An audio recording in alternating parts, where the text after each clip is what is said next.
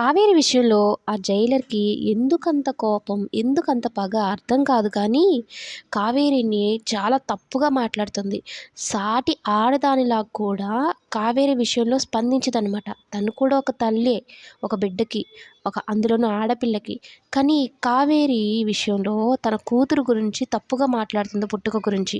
ఆ మాటలు విన్న కావేరి ఒక్కసారిగా కోపంతో ఊగిపోయి జైలర్‌ని అమాంతరం నెట్టేసి బురదలో పడేలాగా చేస్తుంది. అంతటితో ఊరుకుంటుందా అంటే లేదు. అలాంటి మాటలు మాట్లాడింది ఆ జైలరు. అందుకని పక్కనున్న సుత్తి తీసుకొని ఏకంగా చంపేద్దామని డిసైడ్ అయిపోతుందనమాట.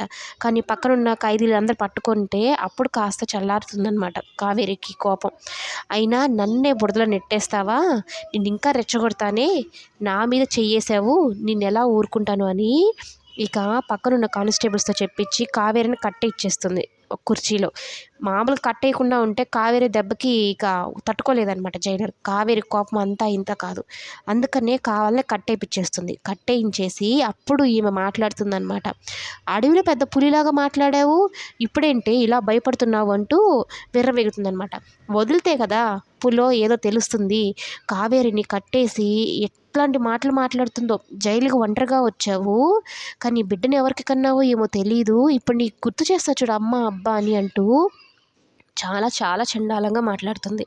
కావేరి ఏడుస్తూ ఉంటుంది. అయినా కూడా ఆ ఏడుపుని ఆస్వాదిస్తుందనమాట ఈమె. అంత శాడిస్ట్ మొహంది.